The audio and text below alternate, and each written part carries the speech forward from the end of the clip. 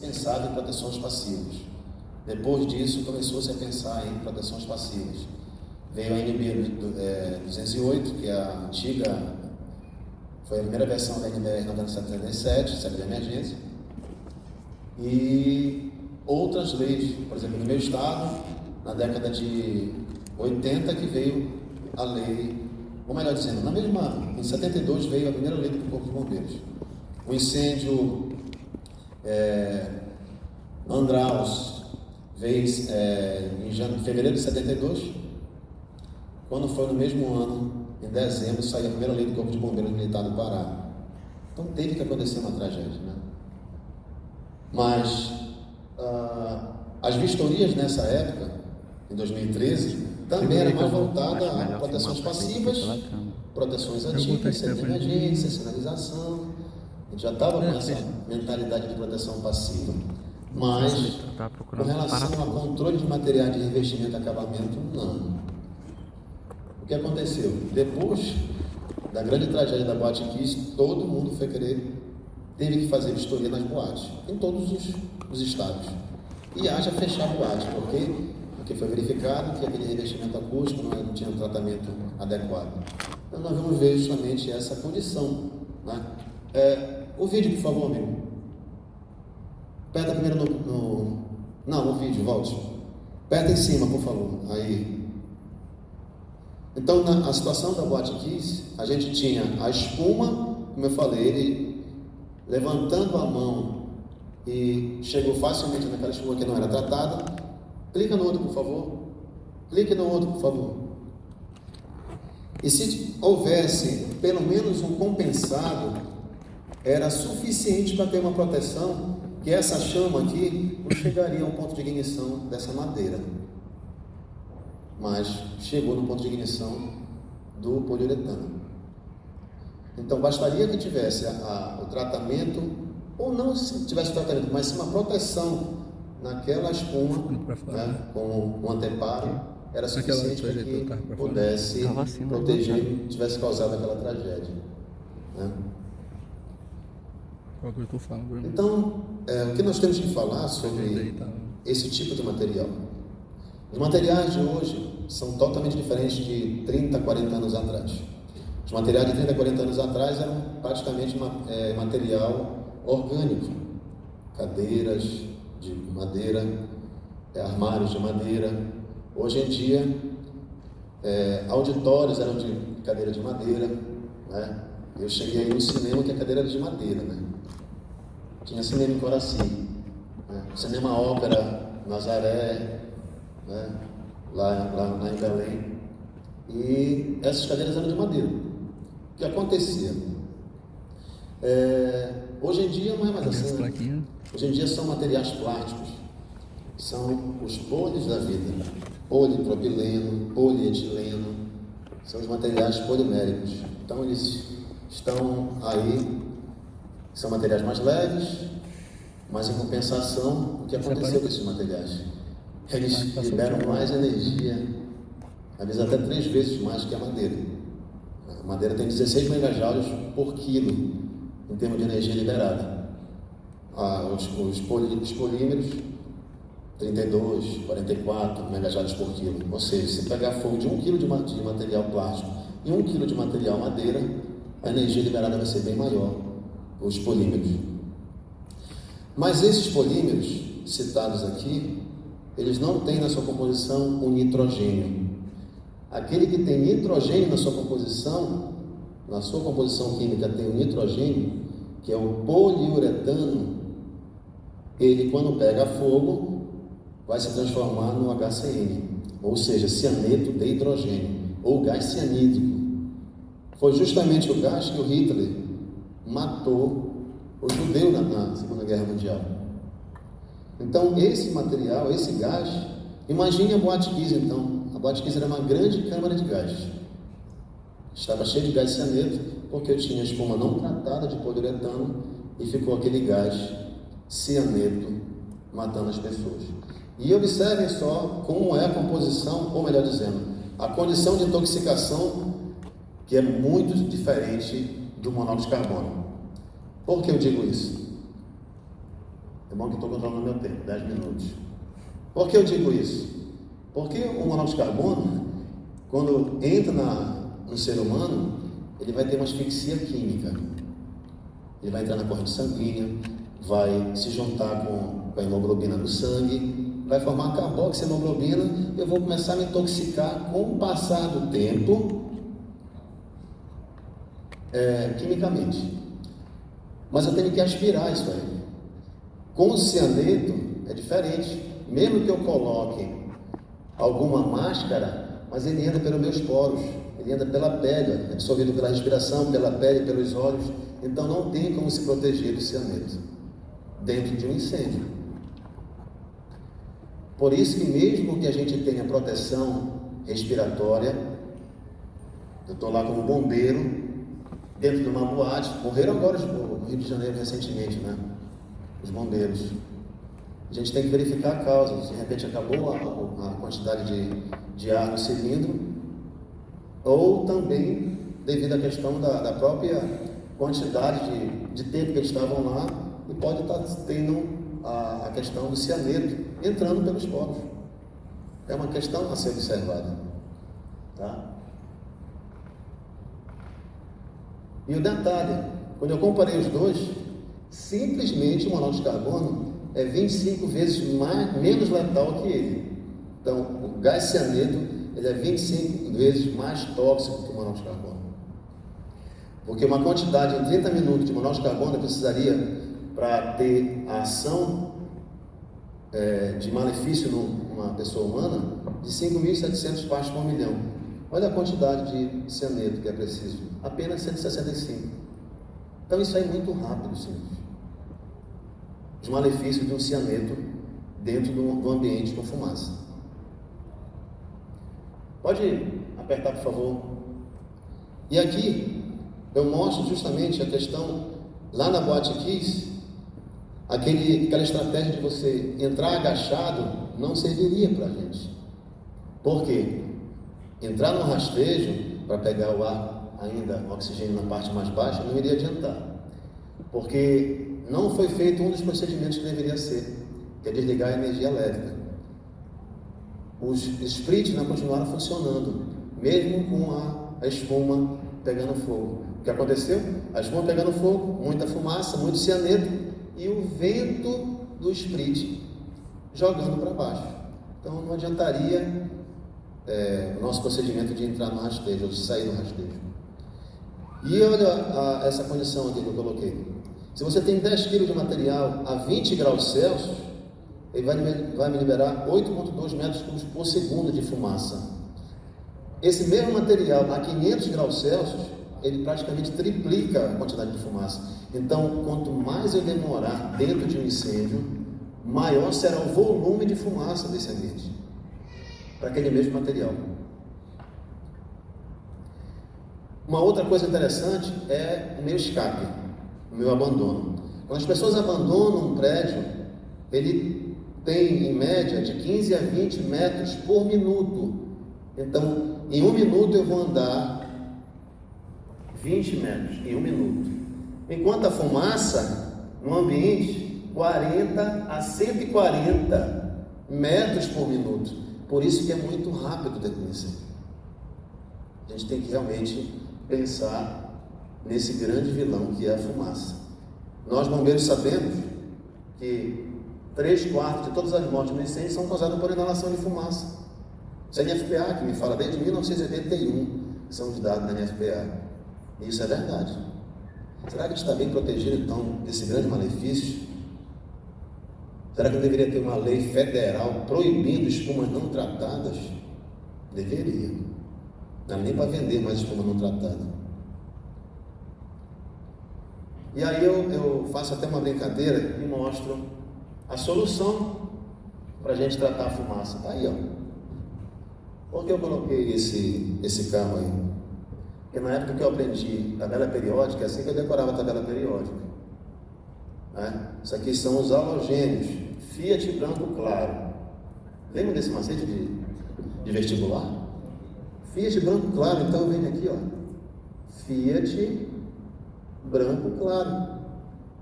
são os halogenados.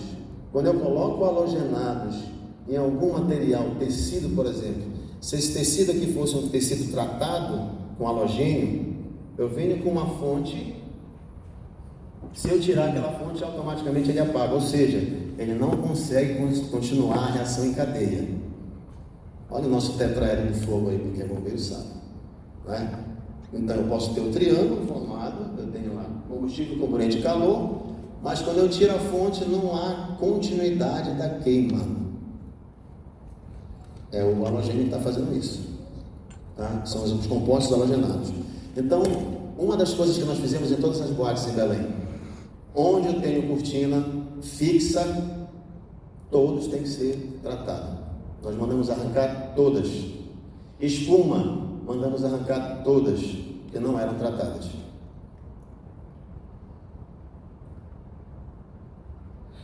Três, lotação.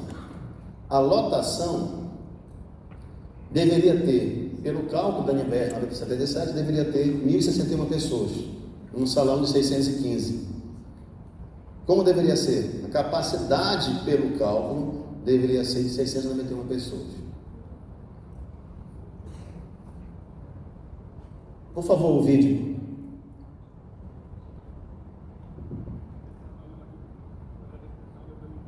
Tem que voltar, está sem um áudio.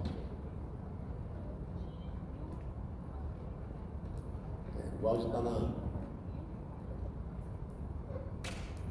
Sim, quando ele conserta, ela vai falando. Então, conseguiu?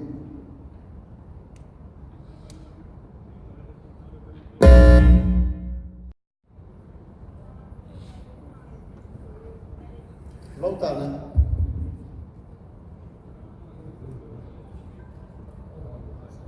O áudio está saindo nos projetores, não está saindo nada.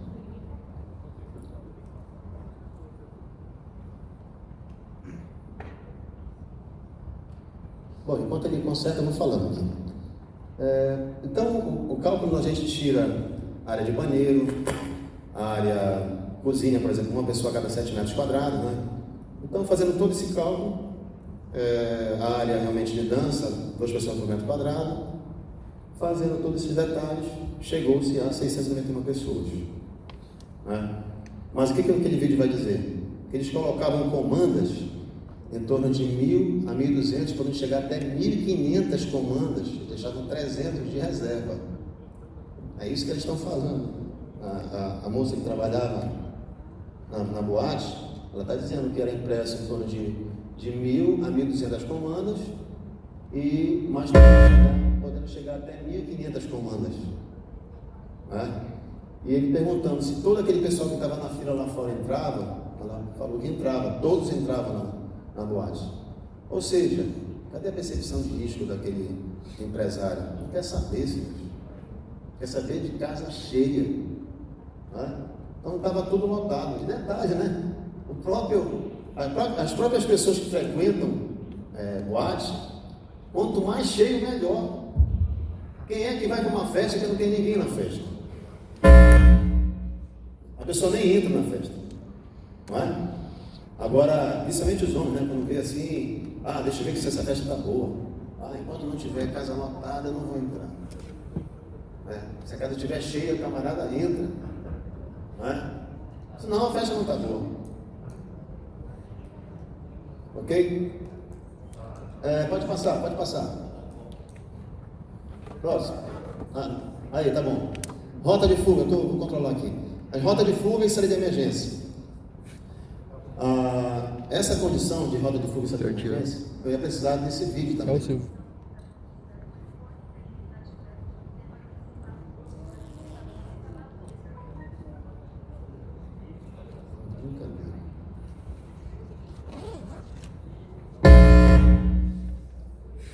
Então olha só, o que ele está dizendo ali, que esse aí foi um dos sobreviventes, e ele estava no obstáculo, num guarda-corpo, tá? Era cheio de guarda-corpo a condição da boate, e ele teve que, a gente chama até de efeito manada. O que é esse efeito manada? As pessoas elas estão totalmente desorientadas dentro do incêndio, ela vai para onde tem a maioria. Isso é efeito manada. Então todo mundo sabia a rota que tinha que sair, mas alguns viram, por exemplo, ali está escrito em vermelho série de emergência, mas a série de emergência que estava escrito lá, ou melhor dizendo que deveria ser, na cor verde, por exemplo, né? A gente está mais acostumado a ver a cor verde. Então a placa do banheiro era na cor verde, e as pessoas no momento de desorientação, vai para onde? Foi para o banheiro. Mais de 100 pessoas foram encontradas mortas no banheiro. Tinha corpos a 1 metro de altura, só no banheiro. Então, para vocês verem que uma falta de orientação, uma falta de sinalização de emergência também faz falta dentro de uma condição dessa, tá? Então ele demorou 50 segundos para chegar bem na frente, quando ele se viu com anteparo. Demorou 1 minuto e meio para tentar empurrar aquele povo que estava vindo em direção a ele, e ele soltou aquele guarda-corpo. E aí a gente vem falar então das consequências disso aí. As consequências no mesmo ano, em 2013, nós participamos pelo menos de 3 participações em Brasília para tentar fazer um Código Nacional. Pela primeira vez, a Câmara dos Deputados Federais escutaram os bombeiros. Nunca o bombeiro tinha ido numa plenária federal para falar do assunto segurança contra incêndio. A realidade que foi colocada lá foi essa: nos apedrejar logo de cara. Por quê? Não, porque vocês não estão presentes nos 5.700 municípios do Brasil. Eu concordo. No meu estado, por exemplo, eu estou apenas com 18% de participação. 144 municípios que nós temos no Pará, eu estou presente apenas em 26. Mas olha a realidade ainda dos outros estados. Maranhão, 7% apenas. São pouquíssimos, irmãos. A gente sabe da dificuldade de todos nós. O Nordeste está na pior condição, né? Se a gente for ver o mapa do Brasil, Rio de Janeiro tem a maior quantidade de bombeiros dos municípios, né? Que é justamente 63%. O restante a gente não tem muito. Mas o detalhe, isso aí é o discurso para quem quer nos apedrejar, para quem quer tirar benefícios dessa condição. Diz assim, porque o bombeiro não tem condições. Será que dá para privar então esse serviço? Eu vou rasgar então a Constituição do Estado? Ou a Constituição Federal? Não. O artigo 144 é bem claro. É dever do Estado, através dos corpos de bombeiros, fazer a nossa atividade. Quando mudar uma PEC, muda-se então o processo. Por que eu digo isso para vocês? Porque nessas 3 reuniões que eu tive lá em Brasília, nessa comissão que foi criada, tinham aproveitadores de plantão. Por que eu digo aproveitadores de plantão? A gente vai querer colocar os bombeiros civis para que possa fazer convênio com as prefeituras, né? Peraí, acho que você está no fórum errado, né? Se você quiser mudar, você tem que fazer uma PEC e mudar a Constituição do nosso país. Para que, mas ele começou a comparar com a França, porque a França, 75% da França são voluntariados, não são orgânicos. A França é diferente do Brasil. Primeiro, pela Constituição. Na França, é dever do cidadão a segurança pública. No meu país, a segurança pública é dever do Estado. Começa logo por aí. Aí foi que ele se calou. Então não dá, senhores, para eu comparar um país com uma cultura com o nosso. Não tem condições de comparar. O nosso discurso tem que ser esse. É a presença do Estado. Ou seja, nós estamos presentes nos municípios mais populosos. É assim que a gente tem que pensar. Eu estou com 57,4% de atendimento, ou de pessoas, da população atendida, porque eu estou nos principais. Assim deve ser o demais dos estados dos senhores. Consequentemente, por quê? Porque a tendência é a gente estar nos mais populosos. A tendência é essa. A política também, ela às vezes foge da curva, né? De repente um prefeito lá conhece o governador, aí quer logo coloca um bombeiro lá, e aí começa a colocar naquele que é menos populoso. Acho que seja uma exceção. Então, resumo das principais situações nessa lei federal. Primeiro foi, criou norma de segurança contra incêndio no município. O prazo era de 2 anos, a partir da promulgação da lei. Ou seja, a lei entrou em vigor em setembro, ou 1º de outubro, melhor dizendo. 1º de outubro de 2017, ela entrou em vigor. 1º de outubro agora, desse ano 2019, acabou o prazo para os prefeitos fazerem as normas dos municípios. Vocês sabiam disso? Que o prefeito era obrigado a fazer uma norma? E que terminou agora, recente, 1º de outubro de 2019? Muita gente não estava nem lembrando disso. Mas se acontecer um incêndio que nem a Boate quis, hoje em qualquer município desse aí que não fez, vai sobrar para o prefeito, porque é improbidade se ele não fizer. Nessa hora que vão lembrar, existe uma lei federal que obriga a fazer. Né? E o Ministério Público não quer saber, ele quer saber o que está escrito. Se está escrito que tem que ter a lei não foi feita, vai sobrar para o prefeito. Não é obrigatório o uso das normas da BNT. A BNT, na época, ela quis colocar como único fórum a gente usar as normas da BNT. Não, cada estado tem a sua IT. E conseguimos permanecer desse jeito. Divulgação da capacidade do público. É obrigatório que coloque aquela placa na frente da boate. A validade do AVCB, idêntico ou igual à validade do licenciamento do Corpo de Bombeiros, validade da prefeitura com do bombeiro, seu mesmo, e é considerado crime, então, exceder a capacidade pública. Então, se você vai numa festa, faz uma fiscalização ou uma denúncia, você pode levar até preso o cidadão para a delegacia. Não é que ele vai ficar preso, mas ele vai responder a um crime já. Antigamente isso não era crime. Se tem um dono de boate, você chegar lá, está com excesso de pessoas, pega o cidadão, quem é o gerente, opa, quem é o responsável aqui que está? Ah, é o fulano. Me acompanhe, por favor.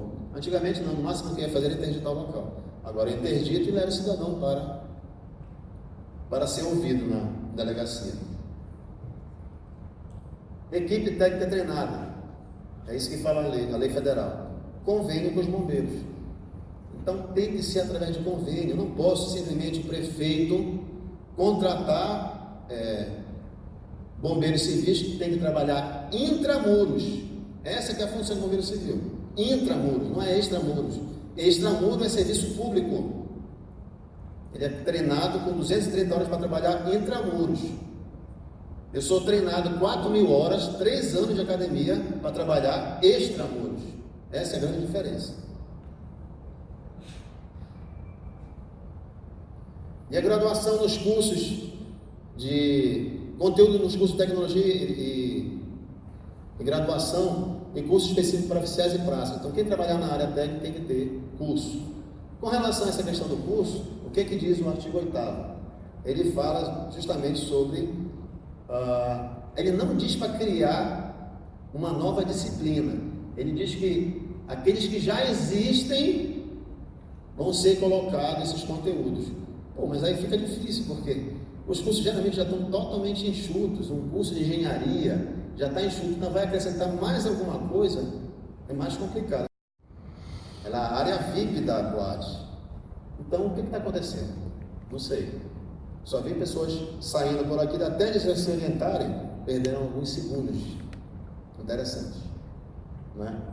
A questão de eu ter uma roda de fuga apenas em uma direção, isso é uma outra falha da nossa legislação brasileira. Eu tenho que ter fluxos separados. Eu não posso ter fluxo só minha saída na reta, e todo mundo vai correr, efeito manada, todo mundo correndo para uma direção. Não, eu corro para lá, mas eu posso correr para cá. Que pode, tem que gravar de novo. Eu tenho uma ondulação, um fluxo diferente de pessoas que podem sair desse auditório. O zoom tá no Se eu colocar só para frente, eu vou ter lentidão, em torno de 15 a 20 metros por minuto. Então aqui, como eu falei, foi o maior tempo de pré-movimento, porque eles foram os menos que foram avisados, demoraram mais a serem avisados. Então, a gente vai mostrar aqui quais foram os alcances, estou quase finalizando a minha palestra. Então, quais foram os grandes avanços, então? Qual é essa nova conjuntura, então, que é justamente o motivo da minha palestra? Quais as novas conjunturas da segurança acontecendo no Brasil após isso? Primeiro, foi criada uma frente parlamentar, a professora Deise Duarte também faz parte dessa frente parlamentar que foi criada, tá? E para estudar, inédito também, lá em Brasília, para começar a estudar segurança contra incêndio. Lembram? Eu tenho primeiro o arrombamento para depois eu colocar o cadeado na minha porta. Começaram a colocar o cadeado na porta depois do incêndio da Boate Kiss. Criaram a frente parlamentar. Um outro avanço.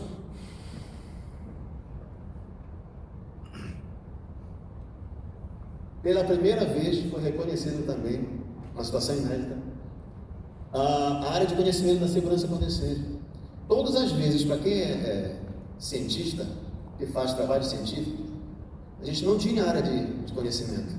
Tinha que fazer numa área de engenharia civil, área de mecânica, né? Apesar de a gente não ter esse curso no Brasil, mas pelo menos o CNPq já pelo menos reconheceu que existe essa área que é importante, né? A Liga Nacional dos Bombeiros criou vários comitês. Um dos comitês é o Comitê de Gestão do Conhecimento, na qual eu faço parte desse comitê. Eu faço parte do comitê também que estudou, que vai apresentar daqui a pouco o Código Nacional para os comandantes gerais. Nós fizemos um modelo de Código Nacional esse ano, porque na época, em 2013, quando se pensou em fazer Código Nacional, não conseguiu. Né? Primeiro pela legislação federal, que diz que cada estado tem que ter a sua legislação. Então a gente está apelidando, vamos dizer assim, essa legislação que a gente vai mostrar daqui a pouco, às 16 horas para os comandantes gerais, a gente está apelidando de código, mas é uma lei geral, porque código nacional é se fosse da União. Então eu posso fazer um Código Nacional de Trânsito, né? Mas eu não posso fazer um Código Nacional de Segurança contra incêndio, porque é dever de cada estado fazer o seu. Então a gente pode fazer um e todos os comandantes gerais copiarem a mesma lei e ficam todos falando a mesma linguagem. A NFPA é um grande parceiro, nasceu em 1896, e a gente só veio criar um comitê brasileiro, CB24, para estudar incêndio, em 1989. Olha só a diferença aí. É quase 100 anos de diferença do Brasil, que estuda inglês, ou que estuda incêndio, com a NFPA, que estuda desde 1896. Então é um grande parceiro. Eles estão fazendo termo de cooperação com todos os corpos de bombeiros, né? Mas infelizmente alguns ainda não aderiram, vamos dizer assim, nessa parceria. Apenas 5 aderiram até agora: Rio de Janeiro, São Paulo, Pará, Maranhão, está faltando um, estou esquecendo de um aqui, e está ainda em fase do comandante, vai aceitar ou não, Minas Gerais, né? Ceará. Então são os 26 estados e o Distrito Federal. Distrito Federal que estava faltando: Rio de Janeiro, São Paulo, Distrito Federal, Maranhão e Pará. Só 5 que tem sistema de cooperação. Qual a vantagem desse sistema de cooperação? Pode usar todas as normas da NFPA, tá? Pode usar material de educação pública, que é o que eu vou finalizar agora, né? O comitê que daqui a pouco a gente vai falar com o comandante geral, nós colocamos nesse Código Nacional aquilo que vai ser estudado já nos cursos da UFPE, né? O curso de pós-graduação em segurança de incêndio, que é justamente falar sobre a fenomenologia. O que nós estamos tentando fazer então, gente? Colocar a nível nacional, uma lei nacional que eu possa entender melhor, que aquele engenheiro, aquele arquiteto que faz o projeto, que ele entenda primeiro o fenômeno físico, para depois ele fazer em si o sistema, tudo, né? Então estamos colocando esse artigo nesse modelo de Código Nacional para ser apreciado daqui a pouco aos comandantes gerais. Fundamento de incêndio, dinâmica, estrutura de incêndio, análise de risco, estudo sobre a legislação de cada estado e os projetos em si. Então, hoje ele só vê isso, o projetista. Ele tem que entender tudo isso aqui, para depois sim fazer o projeto, que hoje não é assim. Então, em resumo, estão todos baseados em desastres. a nossa legislação, porque são normas prescritivas. Para eu só dizer mais uma vez que a gente só faz alguma coisa quando acontece a tragédia, recentemente, incêndio no Hospital Badim, setembro desse ano. Estão vendo fumaça já nesse ambiente? O que os bombeiros vão começar agora a pensar? Selagem corta-fogo. Será que não foi o problema de selagem que começou no subsolo, com óleo diesel queimando, muita fumaça no subsolo, e como é que ele conseguiu subir tão facilmente? Pode ter sido problema de compartimentação vertical, sim. Ou uma selagem mal feita, ou falta de damper nos ar-condicionados. Porque assim como ele está jogando o ar frio, no incêndio ele vai também fazer o caminho inverso e trazer a fumaça e calor para dentro desse ambiente. Então, certo é ter damper que pudesse fechar e não deixar passar fumaça. Esse Hospital Badim é muito antigo, da década de 70, ou melhor, 40, foi feita uma reforma em 70. Eu estive em São Paulo recentemente e vi o diretor, aquele que dirigiu a ambulância, dar uma palestra. E é um hospital público, senhores. Não tem recurso. Ele falou, olha, ele estava devendo não sei quantos milhões para a concessionária de energia elétrica. Ele falou, olha, corta a minha energia então. O hospital vai parar por causa disso? Aí não cortava a energia, porque saúde pública era prioridade. E do jeito que estava lá, o hospital cheio, aquela coisa, a gente sabe da calamidade social, né? Então, ele falou, eu não tinha dinheiro para comprar, ou eu comprava extintor, ou eu comprava seringa, coronel. Vou comprar medicamento. Vou priorizar o quê? Vou comprar extintor? Não, vou comprar medicamento. As pessoas não morreram no hospital. Esse é o nosso país. O estado da arte, que vai ser justamente falar sobre desempenho, não vou me alongar com desempenho, porque eu vou ter daqui a pouco 2 palestras que vão falar sobre desempenho. O que é o estado da arte? Né? Ou seja, entender um pouco sobre a dinâmica desse incêndio primeiro. Fazer simulações, etc., para entender primeiro o que fazer dentro do ambiente. E a nossa meta, bombeiro, eu coloquei apenas 4 anos, mas a gente tem que pensar um pouco do que a gente tem que fazer desde agora. Lá no meu estado, por exemplo, nós fizemos as placas de sinalização obrigatoriamente a partir de janeiro de 2020, vão ser todas obrigatórias a serem certificadas, ou pela BNT, ou pela Underwriting Laboratórios, ou qualquer outra certificadora, porque essas placas de sinalização aqui são muito importantes dentro do incêndio. Quando eu chego no ambiente, quando eu chego no aeroporto de um estado, e olho placa de sinalização que ainda é desse jeito aqui, eu começo a puxar a orelha da área técnica desse estado. Como é que eu ainda tenho uma seta, senhores? Escrito extintor? Não, alguma coisa está errada. Pictograma, a gente já usa há mais de 10 anos.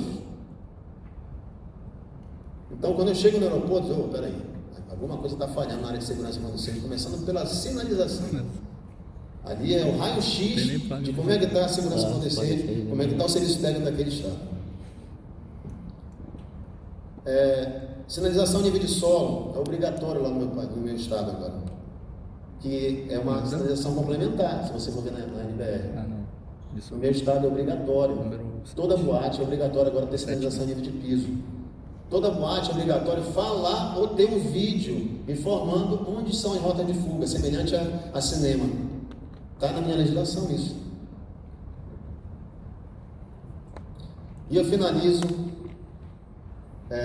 com essa condição, tá? Que as minhas considerações finais, não só para a Liga, mas para todos os corpos de bombeiros, é um ecossistema da NFPA. Isso aqui é a tradução do ecossistema da NFPA, tá? E serve para a gente, no nosso país. Nós deveremos ter políticas públicas efetivas, tanto via Senasp, quanto via Secretaria do Estado, uma boa interação. Eu vi a interação ontem com o secretário aqui, tanto com o secretário estadual quanto com o próprio governador. É essa interação que a gente precisa. Estrutura normativa forte, é o que tentamos fazer agora, fazer um código nacional, fazer uma lei federal, e vamos defender daqui a pouco com os comandantes. Gestão de processos, precisamos ter processos padronizados, senhores.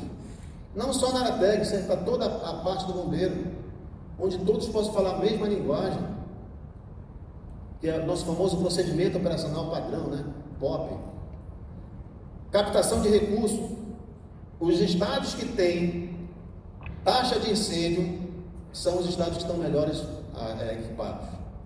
Goiás está aí para dizer, Minas Gerais também, compra até helicóptero. Arrecada 150 milhões, 180 milhões de reais por ano. Eu só arrecado 6 milhões, 8 milhões. Por quê? Porque é minha taxa de vistoria e de análise. Estamos com um projeto também para apresentar no Pará, taxa de incêndio veicular, que só com veicular ia arrecadar 16 milhões de reais, desde criança. A gente não. No máximo a gente aprende a educação de trânsito, né? A gente não tem esse viés educativo. Com isso, eu finalizo a minha fala. Eu agradeço a atenção de todos. Para e captura de novo. E tu para e bota de novo.